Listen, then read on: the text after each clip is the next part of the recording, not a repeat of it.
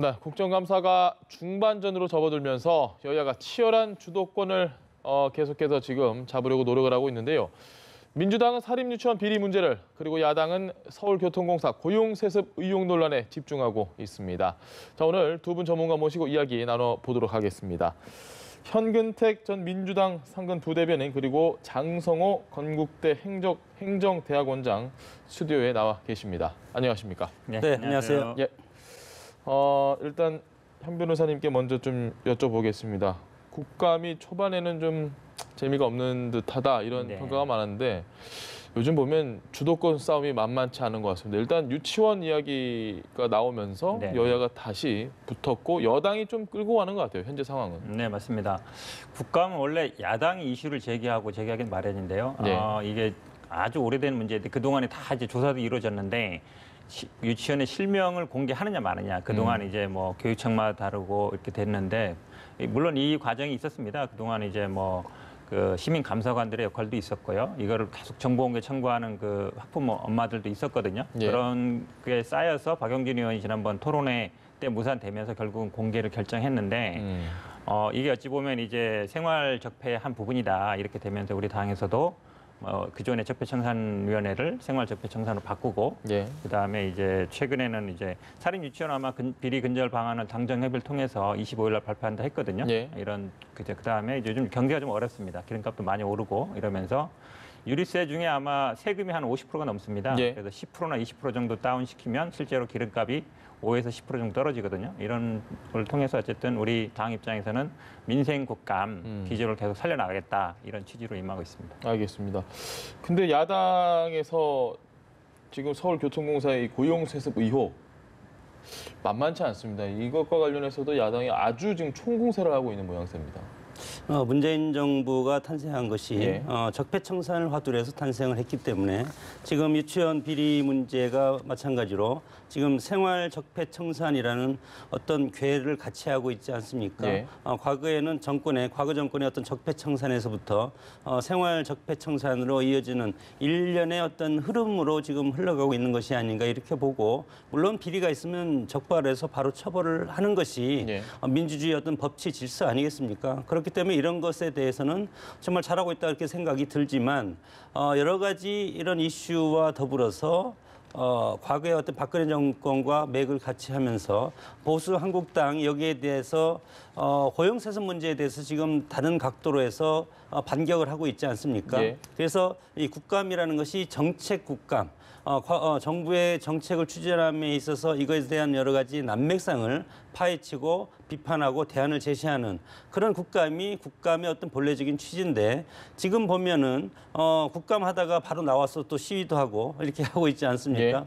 이런 것들이 정책 국감에서 정치 국감으로 이렇게 전환되는 것이 과거의 박근혜 탄핵 국면부터 지금까지 계속 이어지는 것이 아닌가, 저는 상당히 우려스럽고 안타까운 일이라고 생각합니다. 알겠습니다. 그럼에도 불구하고 정치인들은 결국은 어떤 이슈를 선점하고 이슈를 국민들한테 내세워서 자신들의 지지층을 끌어모으는, 그리고 어떤 정치 발전을 이루는 이런 것들이 근본적인 목표가 있는 그런 정치 집단이기 때문에 이런 것들을 우리가 무시할 수는 없다. 그래서 결국은 국회에서 이런 것들은 이슈를 던지고 끌고 가면 언론이 여기에 또 따라가고 국민들은 여기에 따라갈 수밖에 없는 것이 이제 현실이기 때문에 지금은 여야가 격돌하는 것이 전면적인 당적인 격돌이 아니고 어떤 세부 문제의 하나에 대해서 각각의 문제를 제시해놓고 그거에 대해서 이제 격돌하는 양상이기 때문에 그 이면에 보면 여러 가지 복잡하다는 그런 정치적인 그런 여러 가지 역학관계가 지금 연결돼 있다고 봅니다. 알겠습니다.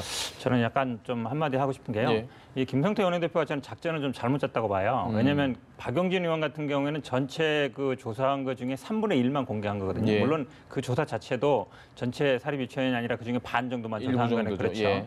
근데 김성태 원내대표가 이거를 국감하는 도중에 국감하는 서울시에 그 의원들을 다 데리고 갔다기보다는 이제 같이 이제 시위하는 형태로 가서 오히려 다른 예를 들어 서울시 산하기관이 많거든요.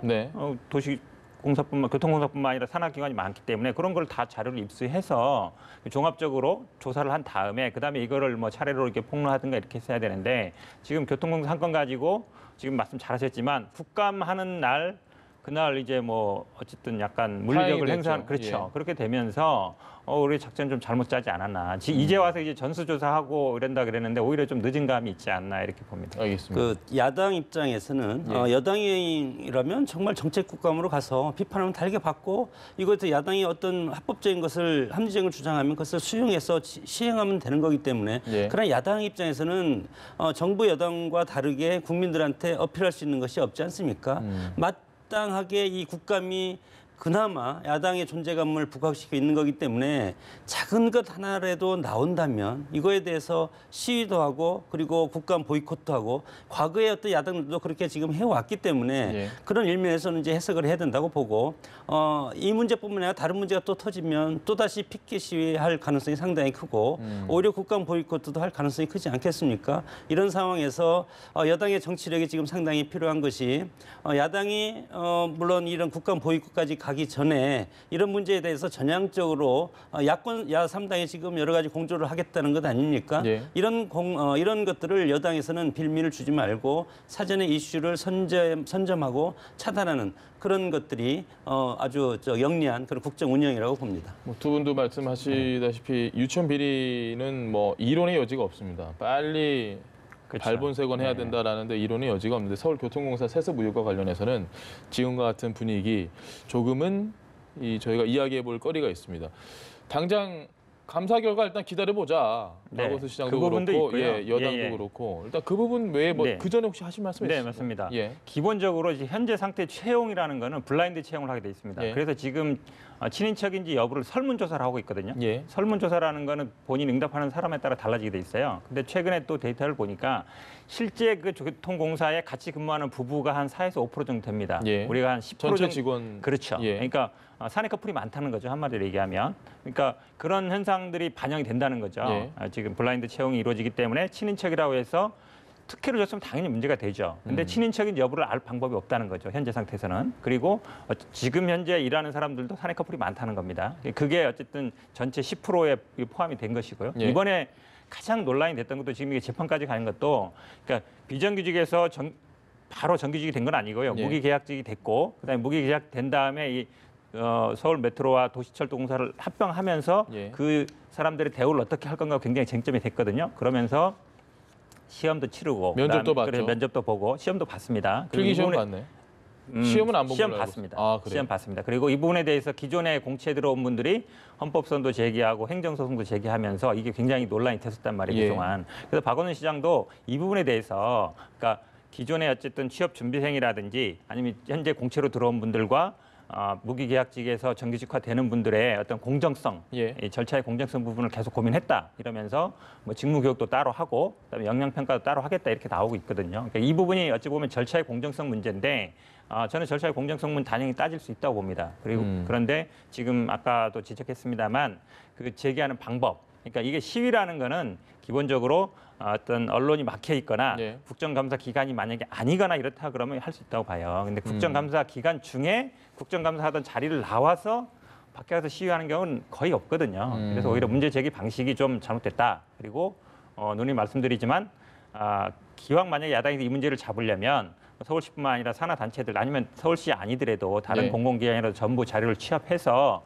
계획적으로 짜서 이렇게 문제 제기를 하는 게 오히려 더 폭발성이 있다 이렇게 보고 있습니다. 알겠습니다. 여당에서는 국정감사 기간에 일단 뭐 국정조사를 하고 뭐 이런 것보다는 감사원에 감사 맡겼잖냐. 그거 보고하자라고 얘기를 하는 거고 야당에서는 지금 아니 국정조사 하면 되지 왜 이러냐. 이건 어떻게 보십니까?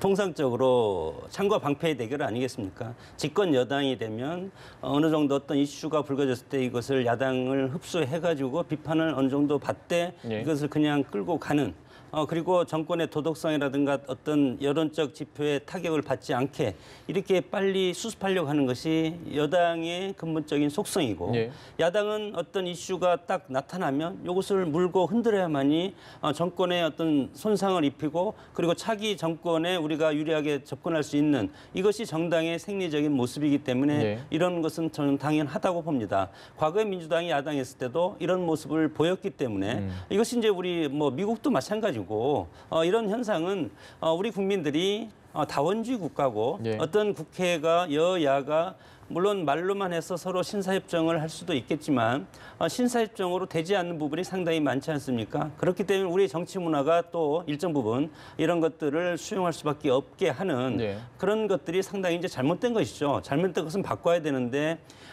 정치라는 것이 그렇게 하루아침에 문화라는 것이 바뀌어지지 않는 것이 않지 않습니까? 이런 상황이 상당히 어렵다. 이런 상황에서 지금 뭐 블라인드 채용 뭐 이런 무기계약직 문제 그리고 고용에서 여러 가지 문제 친인척 관계 예. 이런 거에 대해서는 지금 야권에서는 정말 큰 호재를 만났다고 보는 겁니다. 이것이 잘 됐건 정상적으로 처리됐든 안 됐건 그리고 정치 공세라는 것은 일정 부분 타격을 입힐 수 있는 소재가 아니겠습니까? 예. 그렇기 때문에 일단은 야당에서는 이거에 대해서 정말 비리가 있었다 이렇게 이제 주장을 할 것이고 나중에 국정조사를 하자.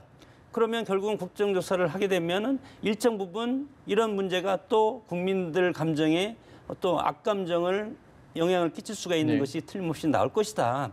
그래서 야당에서는 이런 것을 제기를 했을 때 여당이 틀림없이 받지 않을 것이다. 그러면 야권 3당이 공조를 해도 이것에 대해서 국정조사를 할 수 있는 권한, 의적 정적수가 되기 때문에 지금 주장을 하는 것이고 여당 입장에서는 그렇게 거부만 할 수가 없는 것이 야권 3당이 그리고 무소속까지 공조를 하면 야권의 페이스에 말려들 가능성이 상당히 크지 않습니까? 네. 이렇게 되면은 대북관계라든가 문재인 정부의 지지율이라든가 이런 데까지 상당히 영향을 끼칠 수 있기 때문에 그래서 지금 이제 어떤 보호막을 치는 것이고 야권 특히 이제 한국당 입장에서는 여권의 이런 부분을 끄집어내서 국민들한테 자 봐라. 박근혜 대통령의 탄핵으로 말미암아 들어선 정권이고 그리고 청년 일자리 창출에 역행하는 이런 모습을 지금 정부가 보여주고 있다. 이런 것들을 야당에서는 보여주고 싶은 거고. 장 교수님 생각은 어떠세요? 야당이 주장하는 것처럼 국정조사를 해야 된다고 보십니까? 문재인 대통령이 취임할 때도 그랬습니다. 네. 본인이 무슨 국정의 난맥상이 있으면 직접 나와서 국민한테 설명을 할 것이고 네. 그래서 처음에 인사도 국정원장도 직접 나와서 발표를 하지 않았습니까? 네. 그리고 어떤 국정의 난맥상이 있으면 장관이라든가 대통령이 직접 나와서 국민과 함께 하겠다. 네. 이렇게 했기 때문에 저는 선명성 있는 정부고 그리고 국민들이 절대 다수로 지지한 정부 해야 아니겠습니까? 그렇기 때문에 국정조사를 야당이 원하면 예. 야당이 원한다는 것은 물론 정치 공세일 수도 있지만 국민이 원할 수도 있다고 봅니다. 그렇기 때문에 선명성 있는 정부라면 국정조사를 전향적으로 그럼 받겠다라고 이렇게 해야 하는 된다. 것이 그렇게 생각을 하신다. 예. 현 변호사님은 어떻게 생각하십니까? 그 국정조사를 뭐 문재인 대통령까지 연결하는 거는 안 맞는 것 같고요. 예. 결국은 국회 내에서 이루어질 부분인데요. 이게 지금 강원랜드 사건하고 좀 비교해 볼 필요가 있습니다. 예. 강원랜드 사건이 결국 채용 비리 말씀. 그렇죠. 예. 그러니까 기본적으로 국정조사가 되려면 어쨌든 권력형 비리다, 권력이 개입돼 있다 이런 부분이 좀 어느 정도 드러나야 되거든요. 예. 근데 현재까지 보면은 아마 뭐 노조와의 문제라든지 이런 문제이 되기 때문에 권력형은 일단 아니다 이렇게 보고요. 강원랜드도 그렇게 국정조사를 요구했지만 결국 안 됐습니다. 예. 강원랜드는 뭐 국회의원의 보좌관이라는 이런 분들이 많이 채용이 됐었는데요. 그래서 지금 오히려 야당 측에서 지금 이제 국정조사를 요구하는 거는 이거를 정치 쟁점화해서 예. 박원순 시장을 좀 생채기도 내고 특히 이제 노조 얘기를 계속 꺼내고 있어요. 뭐 예. 통진당 얘기도 꺼내면서 약간 이제 색깔 입히기 부분도 있고요. 가장 큰 거는 제가 보기에는 문재인 정부의 큰 틀인 비정규직을 정규직화하는 거. 이거에 그 자체를? 그렇죠. 이거를 좀 이제 이슈화시키고 싶은 것 같은데요. 그거는 저는 좀 실패할 거라고 봅니다. 왜냐하면 지금 비정규직을 정규직화해야 된다. 이런 부분에 대해서는 사회적인 공감대가 있거든요. 그렇게 본다 그러면 국정조사를 해서 물론 증인으로 나오고 말을 할 수 있겠지만 그 일일이 다 밝히기가 어렵습니다. 네. 사실 국정조사에서는. 그러면 결국은 감사원 감사라든지 수사 뭐 검찰이라든지 필요하면 수사도 의뢰한다 그러지 않았습니까? 예. 수사를 해서 만약에 미진한 부분이 있다. 그러면 이제 정치적으로 뭐 국정조사를 하는 것이지 현재 상태에서는 국정조사를 해서 저는 나올 게 별로 없다고 봅니다. 그래서 감사원 감사 수사가 먼저다. 국정조사는 만약에 그럼에도 불구하고 부족하다 그러면 그때 나서 고려할 부분이다 이렇게 보겠습니다. 알겠습니다. 근데 참 저는 어떻게 보면 참 우리 의회 국회가 참 안타까운 것이 예. 지금 어떤 특정 이슈에 대해서 하나도 지금 합의하는 것이 없습니다. 실질적으로 평행선만 달리고. 평행선만 달리고 합의하는 것이 없기 때문에 저는 집권 여당이 일단 여당이 포용력을 발휘해서 한국당이라든가 야 3당을 끌어들이는 모습을 보여주지 않으면 네. 어떻게 대통령이라든가 청와대 정부가 국정을 이끌어갑니까? 그것을 서포트하는 것이 의회의 어떤 입법화가 이루어져야 되지 않습니까? 그러나 그런 것이 이루어지지 않는다는 것. 저는 그렇게 생각합니다. 인사청문회라든가 예. 야당이 정말 반대하고 그리고 어떤 입법도 마찬가지, 정책도 마찬가지로 그러면 야당의 의견을 일정 부분 좀 이렇게 포용하는 모습 예. 이런 것을 뭐 대통령 뭐까지 얘기하지 않더라도 민주당 대표와 예. 그리고 야당 대표들이 만나서 이것을 수기해서 서로 타협점을 마련하는 그런 과정이 정상적인 민주주의인데 물론 야당은 무조건 반대한다고 여당이 이제 해서 이것은 대화가 안 된다 이렇게 얘기할 수도 있지만 역대 정권이 그렇게 하지 않았습니까? 그러나 지금은 민주주의가 진일보하는 그런 어떤 단계에 와 있기 때문에 의회에서 그런 모습을 보이지 않으면 네. 우리 정치 발전이 또다시 제자리 걸음을 할 수밖에 없는 알겠습니다. 그런 것들이 참 안타깝다고 봅니다. 알겠습니다. 진짜 안타까운 얘기를 저희가 좀 해볼까 하는데요. 지금 뭐 여야의 다툼뿐만 아니고 국회가 최근에 특활비 때문에 아주 여론의 문매를 맞았는데 네. 입법 정책 연구비라는 게 지금 도마 위에 올랐습니다. 네. 일단 이게 뭐길래 이걸 입법 정책 외에 많이 썼다고 하더라고요. 일단 뭐 간략하게 얘기하면 연구비라고 볼 수 있습니다. 예. 연구비. 그러니까 외주 영역을 줘서 연구를 하게 하는 비용들이 있거든요. 이게 지금 보니까 근데 그동안 이게 특히 이게 공개가 안 되다 보니까 예. 그냥 뭐 자기 보좌관한테 준다든지 아니면 아는 사람한테 깜깜이 통장만 돈이네요, 그렇죠. 정말로. 돈을 빌려주는 게 아니라 돈을 지급하고 보고서는 뭐 다른 데서 그냥 채용해서 쓰고 그 돈을 다시 현금으로 받아서 이제 의원실 운영비로 쓴다든지 이렇게 했던 분들이 있습니다. 그건 굉장히 심각한 거거든요. 통장 그 실제로 연구했던 분한테 언론에서 취재를 해보니까 나는 모르고 그냥 통장 명의만 빌려줬다 이런 분도 있는 거예요. 그러니까 어찌 보면 이제 운영비를 쓰기 위한 그러니까 연구비를 지급하고 현금화 시키는 예. 이런 부분까지 있어서 지금 이런 거는 제가 보기에는 뭐 법적인 문제도 될 수 있거든요. 지금 그 세금 잡아라 이 하승수 대표 변호사인데요. 이분도 이제 고발까지 검토하고 있다 그러는데 그동안 이 공개가 안 되면서 이제 특활비, 그다음에 이제 업무 추진비까지 오지 않았습니까? 예. 이제 연구비까지 이제 오는 건데 그동안 관행상 아마 이렇게 많이 썼던 것 같은데요. 이런 부분들이 이제 끝날 때가 됐다. 그리고 이게 어찌 보면 지금 자발적으로 이루어지는 게 아니고 재판을 통해서 공개하면 그거를 분석해서 지금 이 연구비도 지금 1년치만 한 겁니다. 2016년하고 2017년 1년치만 공개했음에도 불구하고 굉장히 많은 부분이 지적되고 있거든요. 그래서 앞으로는 이런 우리가 지금 뭐 유치원도 지금 투명하게 공개하라 이렇게 하고 있지 않습니까? 유치원도 공개해서 문제됐듯이 특활비는 모르겠습니다만 업무 추진비라든지 이런 연구비라든지 이거를 국회에서 자발적으로 공개를 하는 게 맞다 이렇게 봅니다. 그 일반 국민들이 시청자분들이 딱 드는 생각이 아마도 아니 입법 정책을 연구하는데도 돈을 나라에서 세금으로 줘야 되나 이런 생각을 하시는 분들도 분명히 있을 것 같습니다. 교수님 생각은 어떠세요? 참 이런 거 보면 참 우리 국회가 참 어떻게 보면 낯뜨겁게 행동을 한다 이렇게 봅니다. 지금 제왕적 대통령제를 우리가 비판하고 있지 않습니까? 예. 정권이 끝나면 그 정권을 맡은 분들이 줄줄이 구속이 되고 이것이 역대 정권인데 그것은 뭐냐면 여러 가지 재정이라든가 여러 예산권까지 정부에서 이것을 맡아서 하니까 재정적인 비리 예. 이런 것들이 일어나서 국회 대통령의 권한을 상당히 줄여야 된다. 그래서 순수 대통령제로 가야 된다. 이렇게 이제 주장하는 건데 예. 그럼 순수 대통령제로 가면 예산권을 국회로 넘겨야 됩니다. 그런데 지금 이런 실태를 보면 지금 입법 정책 개발비가 86억 원, 1년에 86억 원입니다. 물론 국회의원들이 정말 국가를 위해서, 국민을 위해서 정책을 개발하고 하는데 돈이 아깝겠습니까? 저는 국민의 혈세지만 쓸 때는 반드시 써야 된다. 저는 예. 그렇게 주장을 하는데 그러나 어떻게 보면은 고양이 앞에 생선 맡기듯이 해서 본래의 취지대로 하는 것이 민주주의의 원칙적인 절차적 민주주의와 민주주의의 원리인데 예. 그런 원리대로 쓰지 않고 그것을 변질시켜서 쓰는 예를 들어서 뭐 그런 거죠. 포럼 연구 용역 자료집을 베끼기 위해서 형식적으로 자료집을 제출한다는 것. 그리고 허위서류 작성해서 그것을 빼돌려서 다시 돈 현금으로 가져와서 이것을 인건비로 다시 대체한다는 것. 이런 식으로 쓴다는 것은 과연 국회한테 예산권까지 앞으로 맡길 수가 있겠는가. 그러면 우리 국민들이 의지할 곳이 있겠습니까? 우리가 뽑아준 대표자들도 우리가 못 믿고 우리가 민주주의 선진국에서 왜 선진국이 됐냐면 국민이 뽑아준 대표자들이 자신들의 역할과 직능에 충실하기 때문에 예. 그 나라 정치 발전이 되는 것인데 우리가 뽑아준 선량들이 지금 있는 이런 돈까지도 자기들이 본래대로 쓸 수 있는 용도 이외의 것을 편법에 능한 것 아니겠습니까? 이런 것은 정상적인 민주주의 행태, 의회의 행태라고 볼 수가 없다. 알겠습니다. 그렇기 때문에 이런 걸 하나를 보더라도 과연 우리가 대통령의 권한을 빼서 의회로 이것을 줄 수가 있을 것인가? 이런 것까지 우리가 확대 해석할 수밖에 없다고 봅니다. 알겠습니다. 한 가지 더 있습니다. 제가 서두에 특활비 얘기를 했잖아요. 국회의원들의 특활비로 시작을 했는데 지금 이게 어떻게 흘러가는지 국민 여러분들이 얼마나 아실지 모르겠습니다.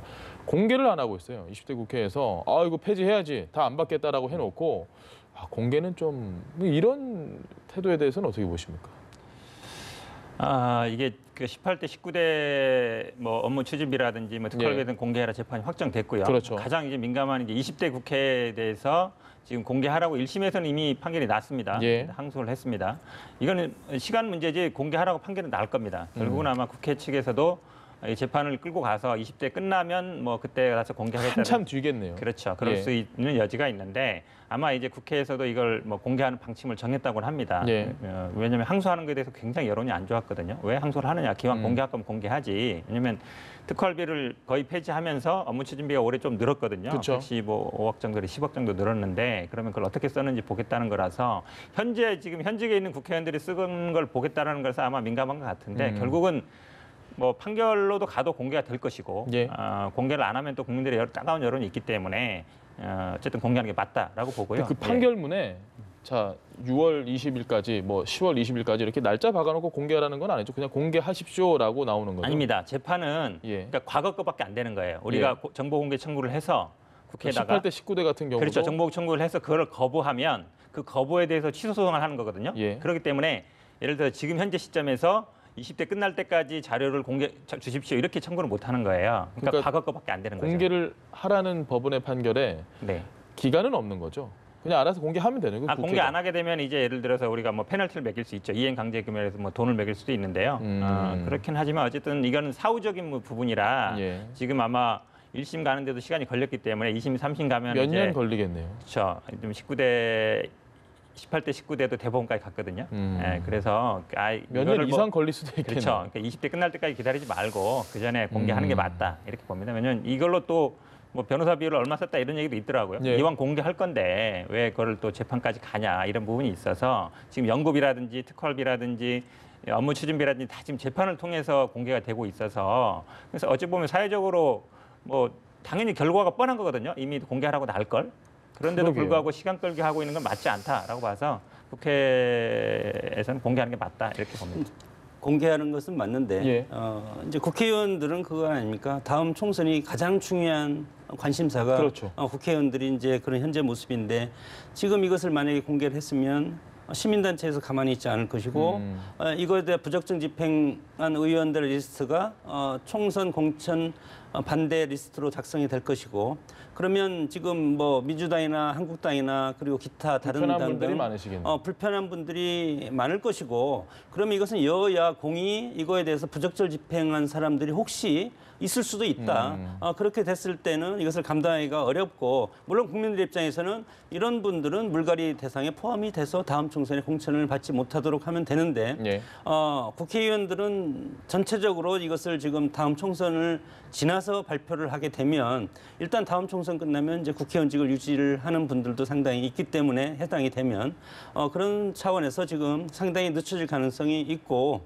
이것이 뭐 현실적으로 바로 이렇게 공개를 하거나 그럴 수는 없다고 봅니다. 이게 이렇게 여야가 협심이 잘 되는 부분이 바로 이 부분인 것 같은데 방법이 없는 거예요. 언론에서도 계속 얘기를 하고 방송에서도 얘기를 하고 법원에서도 얘기를 하고 해도 일단은 뭐 시간을 한번 지나보자 우리 편이다 이런 식으로 나오면 국민들 입장에서 화가 나도 방법이 없다라는 이런 상황인 것 같은데 뭐 방법이 없습니까? 이제 칼막스가 했듯이 이제 유적 소유라는 말을 했는데 정치인들 소위 말해서 이제 국민이 뽑아준 엘리트들은 국민들한테 선택을 받기 전까지는 국민을 왕으로 모시지만 예. 일단은 선택을 받은 다음에는 본인들이 왕으로 다시 복귀한다. 이것이 이제 유족 사회라는 건데 이렇게 봤을 때 우리는 버티면 된다. 버티고 나서 국회 어떤 권능적인 권력을 행사를 하되 예. 우리의 책임은 지지 않겠다. 이런 뭐 취지 아니겠습니까? 그리고 이것이 어떻게 보면은 정치권, 국회도 마찬가지로 어떤 그들 나름대로 어떤 이익 집단적인 그런 요소가 제도적인 이익이 상당히 이제 강한 집단이기 때문에 예. 본인들의 전체적인 그런 이익을 수호하는 그런 차원에서 이것을 딜레이시킬 가능성이 상당히 이제 큰 것이고 물론 전부가 그렇다고 그런 것은 아닙니다. 예. 정말 열심히 그럼요. 의정 활동을 하는 분들도 있는데 어느 분이 될지는 모르지만 그런 분들이 이제 틀림없이 나올 것이다. 이렇게 이제 우리가 예측할 수가 있지 않겠습니까? 알겠습니다. 이렇게 됐을 때 그런 것들을 지금 과거까지 관행을 보면 제 식구 감싸기는 충실히 이행을 한 것이 우리 국회였다. 그런 것으로 우리 이제 유추해 볼 수밖에 없습니다. 알겠습니다. 뭐 당연히 잘하시는 분들도 있으실 거고 그런 분들에 대해서는 뭐 저희가 굳이 얘기를 안 해도 되기 때문에 당연한 소명이라고 생각을 합니다. 시간이 별로 없기 때문에 짧게 질문 하나 더 드리겠습니다. 자유한국당 얘기인데요. 김병준 위원장도 그렇고 뭐 전원책 위원도 그렇고 뭔가 좀 많이 이렇게 불러왔으면 하는데 선택하겠다는 사람이 별로 없는 것 같아요. 여기는 지금 발을 들이면 안 되겠다라고 생각하시는 분들이 좀 있는 것 같습니다. 외부에서 보셨을 때 어떻습니까? 일단 오세훈 전 시장 같은 경우는 아마 들어올 거다, 복귀할 거라는 게 대체적인 관측인 것 같고요. 나머지 이제 황교안 전 총리 같은 경우에는 조금 반반인 것 같고요. 뭐 관망세인가요? 원희룡 제주지사, 지사 같은 경우는 예. 안 들어올 것 같고 그렇습니다. 기본적으로 왜냐하면 이게 자유한국당이 뭔가 개혁을 하고 혁신을 하고 인적 쇄신을 해서 좀 달라졌다. 그래서 국민들이 보기에 저 당이 뭔가 좀 앞으로 총선도 가능성이 있고 예. 정권도 차지할 것 같다. 이런 희망이 있으면 오지 말라 해도 옵니다. 근데 지금 뭐 김명일 희망이 위원장이나 보이지 않는다고 그렇죠. 생각하는. 별 이게 달라지는 게 없다. 예. 달라진 모습이 안 보인다. 지금 계속 뭐 언론 얘기만 나오지 뭔가 되는 게 없거든요. 예. 그러니까 오세훈 시장 같은 경우는 정치를 하고 싶은 본인 생각이 있는 거예요. 예. 그렇기 때문에 어쨌든 복귀를 하는 것이고 다른 분들은 이 당에 큰 아직은 희망이 있다고 보지 않는 것 같습니다. 알겠습니다. 짧게 장 교수님 봐도 그렇습니까? 희망이 없다라고 보십니까? 뭐 희망이 없어도 어차피 저는 뭐 양당제로 갈 수밖에 없다고 봅니다. 보수와 진보적인 스펙트럼을 우리 정당이 앞으로 갈 수밖에 없는데 현실적으로 지금 시간이 상당히 많다. 1년 반 정도 총선이 남았기 때문에 1년 정도는 사파 싸움을 할 수 있는 시간이고 한국당이 아무리 서두른다고 하더라도 정치에 관심 있는 정치 신인들이라든가 메가톤급의 어떤 영향을 끼치는 정치 신인들이 한국당에 노크를 하지 않을 것이다. 기다릴 것이다. 그것은 그겁니다. 민주당 정부, 문재인 정부가 상당히 지금 1년 반 정도 지났는데 아직도 지지율이 60% 정도, 50%의 어떤 정당 지지율을 보이고 있기 때문에 민주당이 역할이 앞으로 1년 동안 이 당이 어떻게 흘러갈 것인가, 국민들의 여론적 추이가 언제까지 지속될 것인가, 이것이 이 여론적 지표가 무너지는 틈에 이때 보수 정당이 저는 단일대로 갈 가능성이 크지. 알겠습니다. 지금 같아서는 아직은 민주당이라든가 문재인 정부가 아주 강한 그런 강성 어떤 그 흐름을 유지하고 있기 때문에 지금은 보수 야당이 할 수 있는 것이 거의 없다. 그렇게 봅니다. 알겠습니다. 두 분 말씀 오늘 여기까지 들어보도록 하겠습니다. 지금까지 현근택 전 민주당 상근 부대변인 그리고 장성호 건국대 행정대학원장 두 분 모시고 이야기 나눠봤습니다. 오늘 말씀 고맙습니다. 맞습니다.